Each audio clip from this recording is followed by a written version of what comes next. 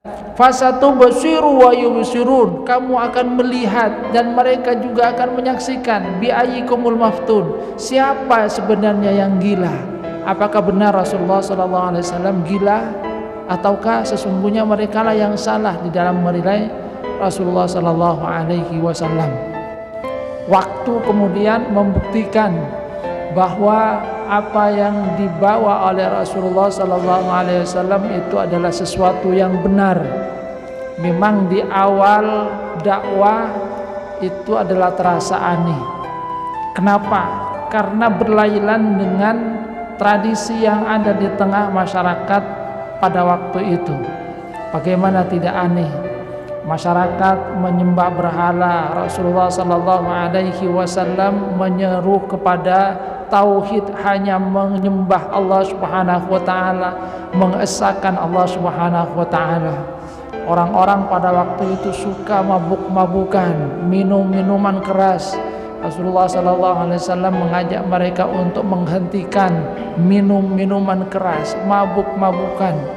Orang-orang pada waktu itu banyak yang melakukan perzinaan. Rasulullah SAW melarang perzinaan. Orang-orang banyak melakukan pembunuhan terhadap anak perempuan. Islam datang mencegah pembunuhan terhadap anak perempuan. Jadi ada banyak hal yang memang berlainan, bertentangan dengan adat istiadat tradisi yang ada pada waktu itu.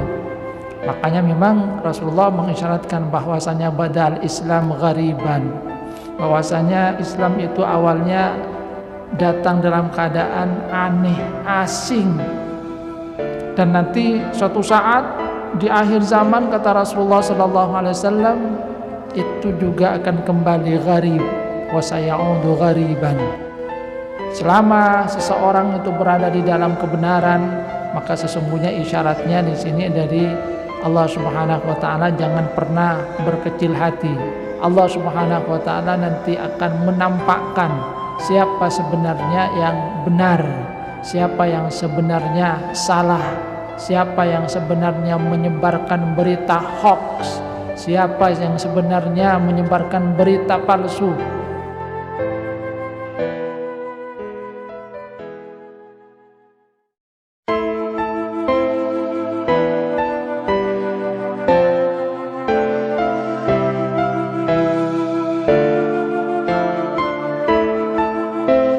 Assalamualaikum warahmatullahi wabarakatuh.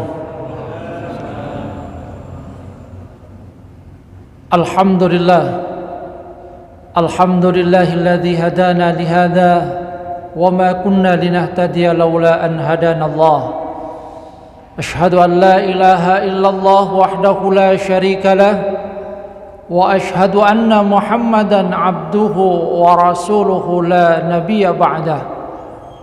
Allahumma salli ala Muhammad wa ala ali Muhammad kama sallaita ala ali Ibrahim wa barik ala Muhammad wa ala ali Muhammad kama barakta ala ali Ibrahim fil alamin innaka Hamidum Majid. Allahumma la ilma illa ma 'allamtana fa'allimna 'ilman yanfa'una wanfa'na bima 'allamtana. Rabbana atina min ladunka rahmatan wa hayyi' lana min amrina rasyada. Rabbi shrah li sadri wa yassir li amri wahlul 'uqdatam min lisani yafqahu qawli, amma ba'du. Hadirin jamaah pengajian rahimakumullah, kita lanjutkan kajian tafsir di surah Al-Qalam. Setelah di ayat yang keempat Allah Subhanahu wa taala memuji sendiri tentang akhlak yang dimiliki oleh Rasulullah sallallahu alaihi wasallam, wa innaka la'ala khuluqin azim, sungguh engkau ada pada budi pekerti yang luhur. Maka kemudian di ayat yang berikutnya Allah Subhanahu wa taala menyatakan, fasatubsiru wa yubsirun bi ayyikumul maftun, maka kelak engkau akan melihat, dan mereka juga orang-orang yang kafir juga melihat, bi ayyikumul maftun, siapa di antara kamu yang gila. Selama ini orang-orang Quraisy menyatakan bahwasanya Rasulullah Sallallahu Alaihi Wasallam itu gila, mendapatkan wahyu dari Allah Subhanahu Wa Taala dan kemudian menyampaikan risalah dari Allah, di mana isi risalahnya itu bertentangan sama sekali dengan apa yang menjadi keyakinan orang-orang kafir Quraisy pada waktu itu, sehingga kemudian mereka menyatakan bahwasanya Rasulullah SAW dengan adanya wahyu itu gila. Maka kemudian di dalam ayat ini Allah Subhanahu wa taala menyatakan bahwa nanti engkau dan juga mereka akan melihat siapa sesungguhnya yang gila. Selama ini mereka menuduh Rasulullah SAW itu gila, karena apa yang disampaikan oleh Rasulullah SAW berlainan dengan apa yang menjadi keyakinan orang-orang kafir Quraisy. Namun di dalam perjalanan waktu Allah Subhanahu wa taala menyatakan nanti kamu dan mereka itu sama-sama akan menyaksikan siapa yang sesungguhnya gila. Apakah memang benar Rasulullah SAW itu gila, ataukah sesungguhnya mereka lah yang gila? Karena ketika perjalanan dakwah itu sudah mulai berkembang, maka Rasulullah SAW itu akan menyaksikan bahwa banyak dari kaumnya yang mulai masuk ke dalam agama Islam. Memang di awal-awal datangnya wahyu ketika Rasulullah SAW, Rasul itu dianggap sebagai orang yang gila. Akan tetapi sedikit demi sedikit orang-orang yang tadinya menuduh Rasulullah SAW itu gila, ternyata banyak di antara mereka yang malah memeluk agama Islam. Maka nanti puncaknya adalah ketika orang-orang yang ada di Mekah itu berduyun-duyun masuk ke dalam agama Islam.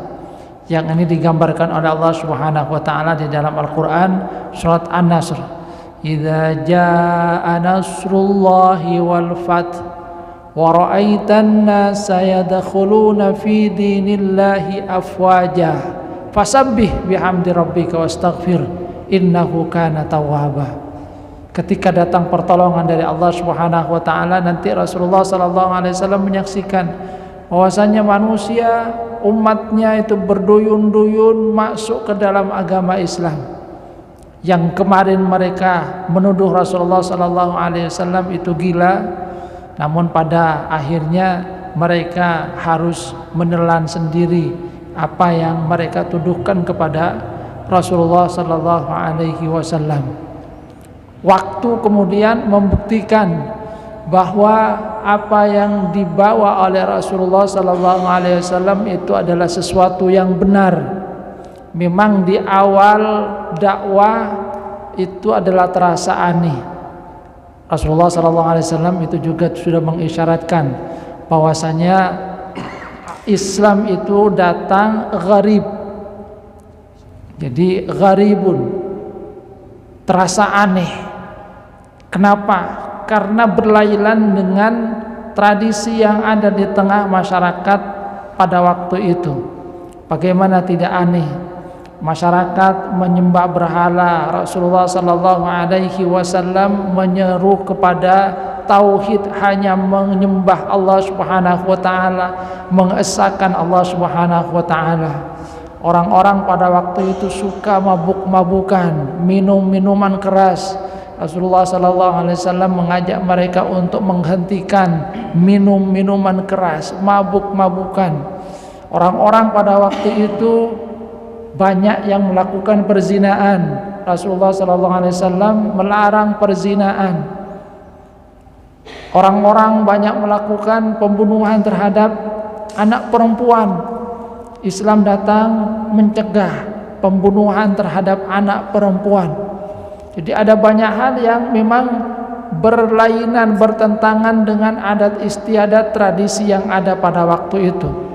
Makanya memang Rasulullah mengisyaratkan bahwasanya badal Islam ghariban. bahwasanya Islam itu awalnya datang dalam keadaan aneh, asing, dan nanti suatu saat di akhir zaman kata Rasulullah sallallahu alaihi wasallam itu juga akan kembali gharib, wa sayaudu ghariban, nanti akan kembali asing, karena orang-orang sudah mulai meninggalkan budi pekerti luhur. Coba kita lihat sekarang itu perzinaan kan sudah mulai dianggap sebagai sesuatu biasa, homoseksual itu sudah mulai kemudian dianggap sebagai sesuatu yang biasa. Walaupun sekarang mungkin jumlahnya masih sedikit, tapi mungkin suatu saat itu akan menjadi satu hal yang benar-benar dianggap biasa. Kalau di barat itu sudah dianggap biasa. Jadi Rasulullah SAW sudah mengisyaratkan bahwasanya Islam itu datang asing dan nanti akan kembali menjadi sesuatu yang dianggap asing. Di ayat ini Allah Subhanahu wa taala menyatakan, "Fasatubsiru wa yubsirun." Kamu akan melihat dan mereka juga akan menyaksikan. Bi ayyikumul maftun. Siapa sebenarnya yang gila? Apakah benar Rasulullah sallallahu alaihi wasallam gila ataukah sesungguhnya mereka lah yang salah di dalam menilai Rasulullah sallallahu alaihi wasallam? Selama seseorang itu berada di dalam kebenaran, maka sesungguhnya isyaratnya di sini dari Allah Subhanahu wa taala, jangan pernah berkecil hati. Allah Subhanahu wa taala nanti akan menampakkan siapa sebenarnya yang benar, siapa yang sebenarnya salah, siapa yang sebenarnya menyebarkan berita hoax, siapa yang sebenarnya menyebarkan berita palsu.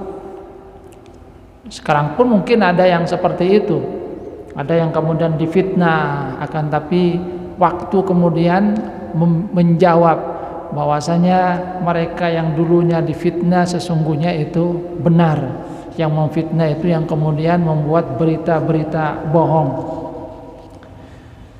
Inna rabbaka huwa alamu biman dhalla an sabilihi wa huwa alamu bil muhtadin. Allah Subhanahu wa taala kemudian menegaskan, sesungguhnya Tuhanmu dialah yang maha mengetahui siapa yang tersesat dari jalannya, dan dia juga yang paling mengetahui siapa yang mendapatkan petunjuk.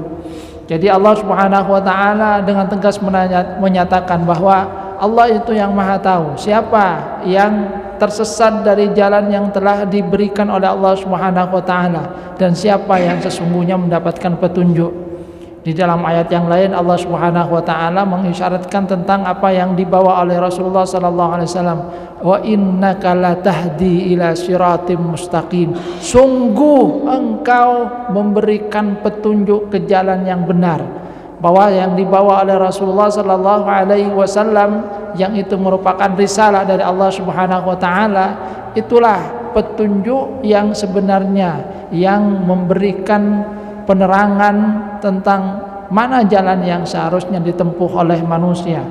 Hanya saja kemudian sekali lagi seperti yang sering kita bicarakan, banyak manusia yang menolak apa yang dibawa oleh Rasulullah sallallahu alaihi wasallam bukan karena mereka menolak apa yang sesungguhnya dibawa oleh Rasulullah, akan tapi lebih banyak karena urusan-urusan duniawi, karena mereka malu berkumpul dengan anak-anak budak, orang-orang duafa, fakir miskin, karena takut kehilangan jabatan, karena takut kehilangan pengaruh. Jadi karena persoalan-persoalan dunia mereka kemudian tidak mau untuk mengikuti apa yang sesungguhnya merupakan kebenaran yang dibawa oleh Rasulullah sallallahu alaihi wasallam. Jadi karena takut kehilangan pengaruh di tengah kaumnya, takut kehilangan kedudukan, takut kehilangan jabatan, atau kalau orang-orang ahli kitab karena kedengkian mereka kepada Rasulullah sallallahu alaihi wasallam, karena yang diutus itu bukan dari kaumnya. Kalau istilah sekarang itu minna wa minhum, karena bukan dari golongannya sendiri harus ditolak ini walaupun benar sesungguhnya. Tapi walaupun dari golongannya sendiri, walaupun salah kemudian dibelah mati-matian. Ini satu penyakit juga yang sesungguhnya kita lihat terjadi pada masa Rasulullah SAW, yang terjadi pada mereka yang tidak mau untuk mengikuti apa yang disampaikan oleh Rasulullah SAW. Maka kemudian di dalam lanjutan ayat ini Allah Subhanahu wa taala memberikan petunjuk kepada orang-orang yang beriman. Fala tuti'il mukadzibin. Kalian itu jangan mengikuti orang-orang yang mendustakan. Jadi mendustakan ayat-ayat Allah Subhanahu wa taala. Jangan ikuti mereka. Karena kalau mengikuti mereka, maka kalian juga akan ikut tersesat. Waddu law tudhinu fayudhinun. Mereka itu menginginkan agar engkau bersikap lunak, maka mereka itu nanti mau bersikap lunak. Jadi Allah Subhanahu wa taala memberikan pesan kepada Rasulullah sallallahu alaihi wasallam, "Fala tuti'il mukadzibin." Kamu jangan mengikuti orang-orang yang mendustakan ayat-ayat Allah Subhanahu wa taala. Karena mereka menginginkan kamu itu bersikap lunak dalam kaitannya dengan tauhid, seperti yang kemudian yang sudah kita bahas. Mereka datang kepada Rasulullah sallallahu alaihi wasallam menawarkan berbagai fasilitas dunia. Jadi menawarkan berbagai fasilitas dunia kepada Rasulullah sallallahu alaihi wasallam. Silakan Muhammad, kamu ingin apa? Kalau kamu ingin jabatan, kami akan angkat engkau sebagai pemimpin kami. Kalau kamu menginginkan harta yang banyak, kami akan kumpulkan harta. Kami akan jadikan engkau sebagai orang yang paling kaya di tengah-tengah kami. Kalau kamu menginginkan wanita, silahkan pilih wanita mana yang engkau inginkan. Itu yang ditawarkan oleh orang-orang kafir Quraisy kepada Rasulullah sallallahu alaihi wasallam. Tapi Rasulullah SAW tidak mau untuk menerima tawaran yang menggiurkan, yang sifatnya duniawi itu. Ketika tidak berhasil, mereka kemudian menawarkan kerjasama di dalam agama. Ya sudahlah, gini saja, daripada kita capek-capek, gimana kalau kita kerjasama? Kerjasama gimana? Ya kami akan menyembah Tuhan kamu selama setahun itu. Nanti setelah setahun kamu ikut kami juga menyembah Tuhan kami. Ini penawaran yang win-win solution kata mereka. Kita sama-sama yang menang, tidak ada yang kalah. Yang kemudian turunlah Al-Quran surat Al-Kafirun yang menegaskan bahwa tidak ada yang seperti itu. Qul ya ayyuhal kafirun la a'budu ma ta'budun wala antum 'abiduna ma a'budu la ana 'abidum ma 'abadtum wala antum 'abiduna ma a'bud lakum dinukum waliyadin. Katakan wahai orang-orang kafir, kami ini tidak akan menyembah apa yang kalian sembah. La a'budu ma ta'budun, aku itu tidak akan pernah menyembah apa yang kalian sembah. Kalian juga demikian, karena itu bukan penyembah Tuhan yang aku sembah. Tidak ada kerjasama yang seperti itu. Kenapa? Karena jelas perbedaannya, bahwa Rasulullah SAW mengajak kepada tauhid, sementara mereka itu mengajak kepada kesyirikan. Tidak mungkin dipersatukan antara tauhid dengan syirik. Di masa sekarang ada juga seruan-seruan yang seperti itu kan. Seruan kepada sinkretisme itu, bahwasanya semua agama itu sama. Semua agama itu sama, jalannya saja yang berbeda-beda. Kalau di dalam agama kita tidak ada yang sama. Innad dina indallahil Islam. Sungguhnya agama yang diridhoi di sisi Allah Subhanahu wa taala itu adalah Islam. Karena Islam kemudian mengajak kepada tauhid kepada Allah Subhanahu wa taala, yang itu tergambar di dalam suratul Ikhlas. Al-Ikhlas itu kan maknanya adalah memurnikan tauhid, ikhlas itu. Qul huwallahu ahad, katakanlah dialah Allah yang esa. Qul huwallahu ahad, Allahus samad. Allah tempat bergantung kepadanya segala sesuatu.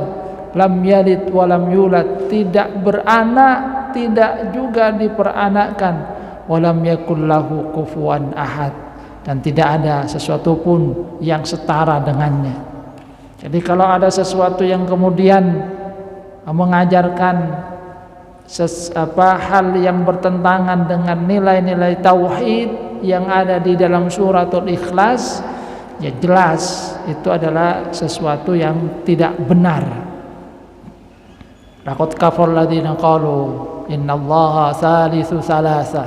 Allah Subhanahu wa taala menegaskan, sungguh kafir orang yang menyatakan bahwasanya Allah itu satu dari Tritunggal. Jadi tidak ada yang nama sinkretisme, bahwasanya semua agama itu sama. Dalam pandangan kita umat Islam, innad dina indallahil Islam. Waddu law tudhinu fayudhinun. Mereka itu ingin agar engkau bersikap lunak, yang dengan itu nanti mereka akan bersikap lunak. Maka Allah Subhanahu wa taala memberikan pesan kepada Rasulullah sallallahu alaihi wasallam, fala tuti'il mukadzibin. Jangan ikuti orang-orang yang mendustakan agama Allah, mendustakan ayat-ayat Allah. Mereka memang menginginkan agar engkau bersikap lunak, sehingga mereka juga bersikap lunak. Akan tapi sungguhnya tidak ada yang seperti itu. Kemudian Allah Subhanahu wa taala mengingatkan agar jangan mengikuti orang-orang yang mendustakan kebenaran yang di dalam ayat-ayat ini. Kemudian Allah Subhanahu wa taala memberikan sifat-sifatnya. Apa sifat-sifat dari mereka yang mendustakan kebenaran? Allah Subhanahu wa taala menyatakan, wala tuti kullahallafim mahin. Jangan engkau mengikuti, mentaati kullahallafim mahin, orang yang suka bersumpah dan suka menghina. Ada di antara orang-orang kafir Quraisy yang sedikit-sedikit itu bersumpah, sedikit-sedikit menghina. Dan sesungguhnya orang itu kalau suka bersumpah itu mengisyaratkan bahwasanya dia tidak punya kredibilitas itu. Maka memang tidak disarankan untuk banyak bersumpah itu dalam agama kita. Kenapa? Karena kalau orang itu dipercaya, orang itu jujur, walaupun dia tidak bersumpah, orang pasti akan tetap mempercayainya. Tapi kalau orang itu sudah terbiasa tidak jujur, sudah terbiasa bohong, walaupun kemudian diperkuat oleh sumpah, orang tetap tidak akan percaya kepada dirinya. Jadi orang yang suka banyak bersumpah sesungguhnya dia tidak mempunyai kepercayaan terhadap dirinya. Dia kemudian tidak yakin dirinya itu dipercaya oleh orang, maka kemudian bersumpah itu. Kalau orang yakin bahwasanya dirinya itu berbuat baik, jujur, tidak usah bersumpah, orang itu sudah percaya. Nah, ciri dari orang yang mendustakan kebenaran itu di sini dalam ayat ini digambarkan oleh Allah Subhanahu wa taala adalah banyak bersumpah. Wala tuti kullaman halaf wala tuti kullahallafim mahin. Jadi yang banyak bersumpah dan juga suka menghina. Kemudian sifat berikutnya adalah hamazim masya'im binamim. Dia suka mencelah. Jadi suka mencelah. Orang yang suka mencelah itu mengisyaratkan adanya kepribadian yang memang salah pada dirinya. Kenapa? Orang itu kalau suka mencelah itu biasanya dia hanya suka melihat keburukan dari orang lain itu. Orang kemudian tampak salah semua kepada dirinya itu, merasa bahwasanya yang benar itu adalah dirinya. Dia seakan-akan tidak punya salah, sementara orang lain itu banyak salahnya. Maka kemudian orang yang suka mencela seperti ini biasanya hanya melihat sisi buruk dari seseorang. Dia suka mengorek-orek kesalahan dari orang lain. Kalau ada orang berbuat salah, dia itu gembira itu. Wah, ini dapat bahan untuk dicela itu, dapat bahan untuk disebarkan. Baginya seperti ibarat pepatah dalam bahasa Indonesia itu. Gajah di pelupuk mata itu tidak tampak, tapi semut di seberang lautan itu kelihatan. Aib bagi punya orang lain itu walaupun kecil itu kan gambarannya semut di seberang lautan, sudah kecil jauh lagi tapi masih kelihatan kesalahan orang lain walaupun kecil, orangnya jauh di mana tahu dia itu, dan kemudian dibesar-besarkan. Sementara kesalahannya sendiri sudah dekat, besar seperti gajah, nggak kelihatan itu. Ada memang orang yang tipe seperti itu. Jadi kalau kesalahan orang lain itu tahu semua itu. Si A kelemahannya apa, si B punya daftarnya itu. Tapi giliran dirinya itu tidak punya salah. Ini orang yang memang selalu negatif thinking, hanya melihat kesalahan orang lain. Kalau gambaran dari Imam Syafi'i itu memang ada gambaran yang boleh katakan wa ainur ridha an kulli aibin kalilah. Kalau mata itu diliputi oleh cinta, maka terhadap celah menjadi buta. Kama anna ana sukhti tubdil masawi. Tapi apabila benci melamuri mata, maka yang tampak hanya yang nista. Jadi itu kata Imam Syafi'i, wa ainur ridha an kulli aibin kalilah. Jadi kalau mata diliputi oleh cinta, terhadap celah menjadi buta. Jadi walaupun kemudian ada salah, bagi dia itu tidak ada salahnya itu. Tapi kalau orang sudah benci itu, bila benci melamuri mata, mata yang tampak itu yang nista. Itu semua salah itu, tidak ada baiknya itu. Orang kalau benci itu coba lihat itu, tak nemu tepak, mesem, apa mesem juga, kan lebur apa semesem. Nyambibi tak salah. Jadi kemudian orang itu suruh mau apa itu kalau orang sudah tidak suka itu. Mesem salah, nyambibi salah, nengeneng salah, semuanya kemudian kelihatan salah.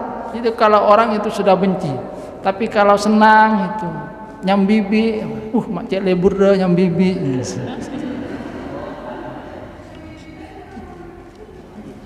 Itu kalau orang sudah cinta, kalau suka itu. Jadi kelihatan bagus semua itu. Hamaz di sini suka mencela, sifat yang digambarkan di dalam ayat ini. Masya'im binamim, bukan hanya suka mencela, dia juga kesana kemari menyebarkan fitnah. Jadi suka mengadu domba. Maka berhati-hatilah terhadap orang yang seperti ini. Jadi dia kesana kemari menyebarkan fitnah, mengadu domba. Kepada si A diberitahu tentang apa yang dikatakan oleh B. Si B itu bilang seperti ini tentang kamu. Kepada si B kemudian si A bilang seperti ini. Jadi kemudian mengadu domba antara satu dengan yang lainnya, akan kemudian menyebarkan fitnah. Sifat berikutnya adalah manna'il lil khairi, merintangi segala hal yang baik. Jadi dia itu tidak suka kepada kebaikan. Dia tidak suka kebaikan dan dia juga tidak suka orang lain mendapatkan kebaikan. Maka dia berusaha agar kebaikan itu tidak terjadi. Jadi manna'il lil khairi. Kalau ada orang mau berinfak, dihalang-halangi, sudah tidak usah infak. Ada orang membantu, sudah, tidak usah dibantu, dia sudah kaya, dia sudah cukup itu. Buat apa dibantu? Jadi dia tidak suka kepada kebaikan. Dan itu memang ada di dalam surah Al-Ma'un, itu kan gambaran dari orang yang bakhil sekali. Itu Allah Subhanahu wa taala mengisyaratkan wala yahuddu ala ta'amil miskin, tidak mau menyuruh. Jadi tidak mau menyuruh untuk memberikan makan kepada orang miskin. Jangankan dirinya ya yang mau mengeluarkan untuk membantu, orang lain itu kemudian tidak dia suruh, dia halangi, sudah tidak usah dibantu.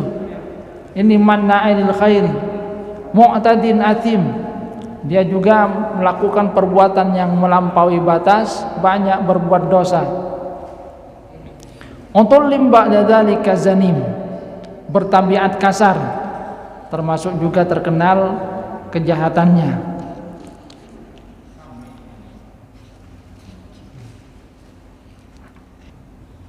Zanim itu ada yang menyatakan maknanya adalah orang yang sesungguhnya tidak diketahui asal usulnya. Dia ngaku-ngaku bernasab kepada satu golongan, akan tapi sungguhnya dia tidak termasuk ke dalam golongan ini. Mufassir itu ada yang menyatakan bahwasanya ayat-ayat ini berkaitan dengan Al-Walid ibnul Mughirah. Jadi Al-Walid ibnul Mughirah.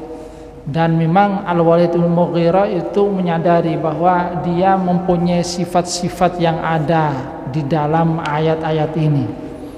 Cuma kemudian dia bertanya itu.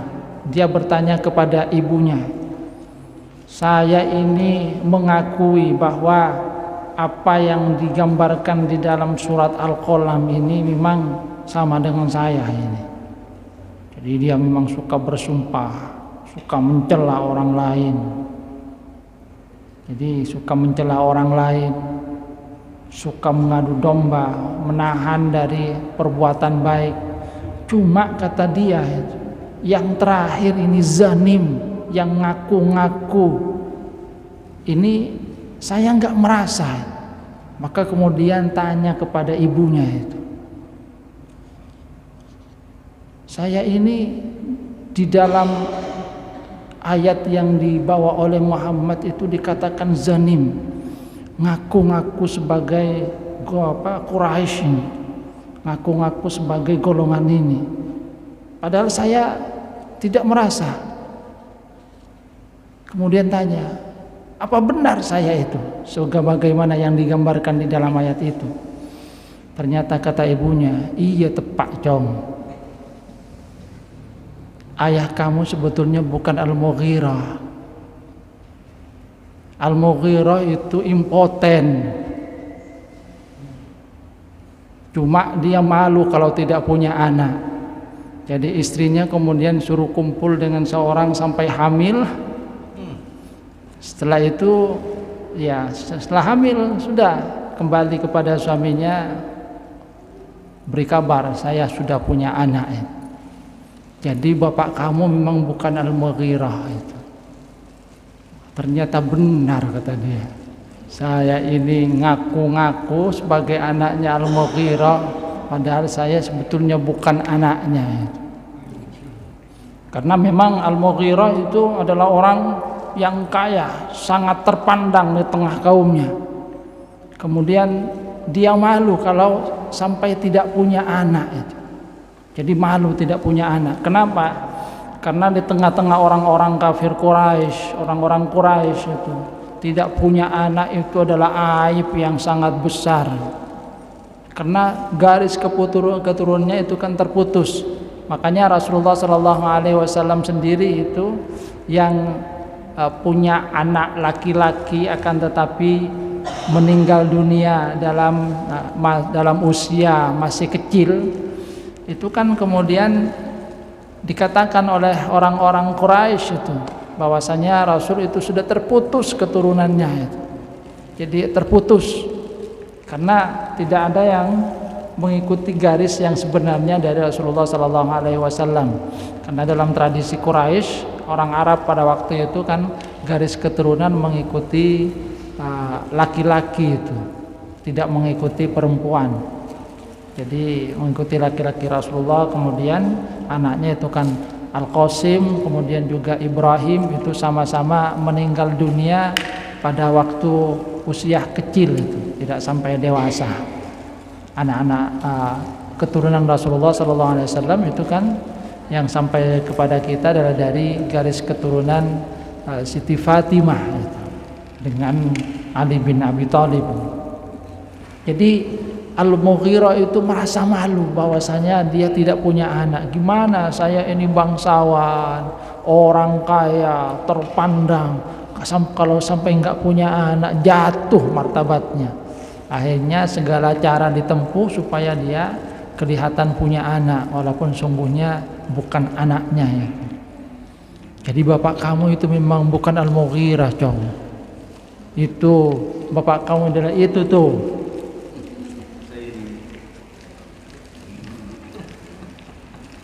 Jadi kata Al-Walid, ternyata benar apa yang dikatakan oleh Quran tentang saya. Saya ini ngaku-ngaku sebetulnya. Kenapa kemudian dia merasa sombong? Dikatakan di dalam ayat ini, angkana dza malin wa banin. Sebabnya adalah karena merasa bahwasanya dirinya itu punya banyak harta dan juga banyak anak. Jadi angkana dza malin wa banin, merasa bahwasanya dirinya itu punya banyak harta, punya banyak keturunan laki-laki, karena memang yang sangat dibanggakan oleh orang-orang kafir Quraisy pada waktu itu adalah pertama tentang banyaknya harta. Itu adalah satu kebanggaan yang ada di tengah-tengah mereka. Kemudian yang kedua adalah banin, anak, dan di sini adalah anak laki-laki itu. Karena memang anak laki-laki di tengah orang-orang Arab itu adalah sangat dibanggakan.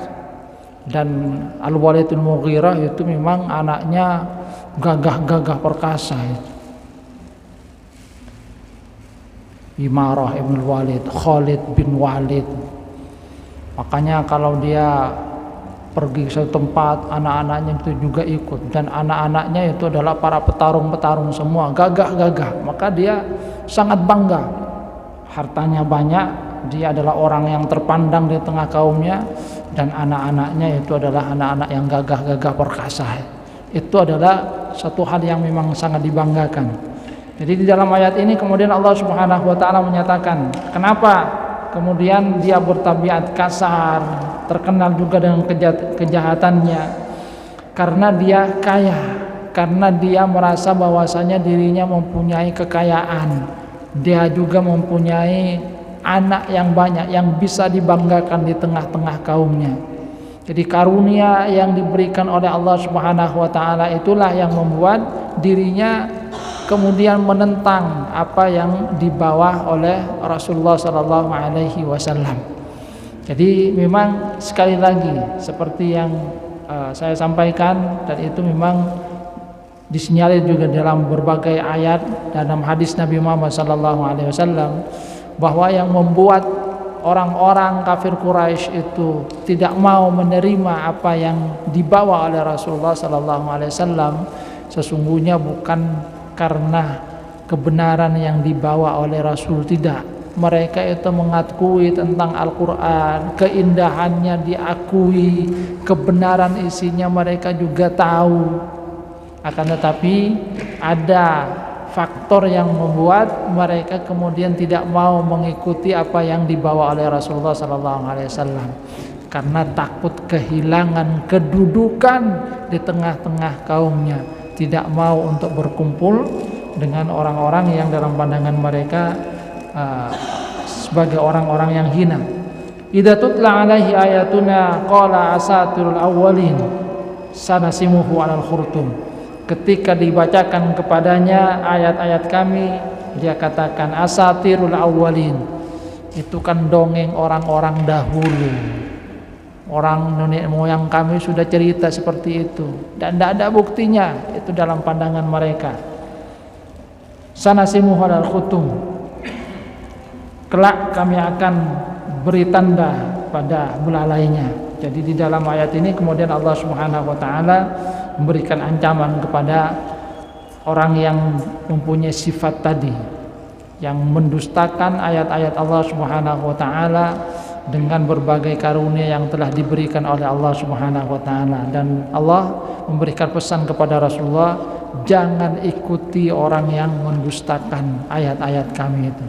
Memang mereka menginginkan agar engkau bersikap lunak mengikuti mereka, dan mereka kemudian ingin akan berbuat lunak juga, tapi jangan, karena sekali lagi risalah yang dibawa oleh Rasulullah SAW itu sudah jelas, murni tauhid, tidak ada kompromi. Kalau di dalam persoalan tauhid tidak ada kompromi. Ya la ilaha illallah, tidak Tuhan selain Allah, itu jelas yang dibawa oleh Rasulullah SAW. Dan misi semua nabi dan rasul memang seperti itu. Allah ta'budu illallah wa la tusyriku bi syai'an. Jangan menyembah kecuali Allah dan jangan sekutukan Allah dengan sesuatu pun. Hadirin jamaah rahimakumullah. Jadi itu sifat-sifat dari orang-orang yang mendustakan kebenaran. Mudah-mudahan kita dijauhkan dari sifat-sifat itu, yang suka banyak bersumpah, suka menghina, suka mencela, menyebarkan fitnah, mengadu domba, banyak melanggar aturan yang diberikan oleh Allah Subhanahu wa taala, keras kepala, yang ketika dibacakan ayat Allah itu bukan malah beriman, akan tapi kemudian katakan, wah ini sudah ada dulu, dongeng ini, tidak percaya terhadap apa yang dibawa oleh Rasulullah SAW. Na'udzubillah. Mudah-mudahan Allah Subhanahu wa taala memberikan petunjuknya kepada kita. Saya kira sampai di sini di ayat yang ke-16 kita kaji dari surah Al-Qalam. Mudah-mudahan bermanfaat. Kurang lebihnya mohon maaf. Wabillahi taufiqul hidayah war ridha wal inayah. Subhanakallahumma bihamdika asyhadu an la ilaha illa anta astaghfiruka wa atubu ilaik. Assalamualaikum warahmatullahi wabarakatuh.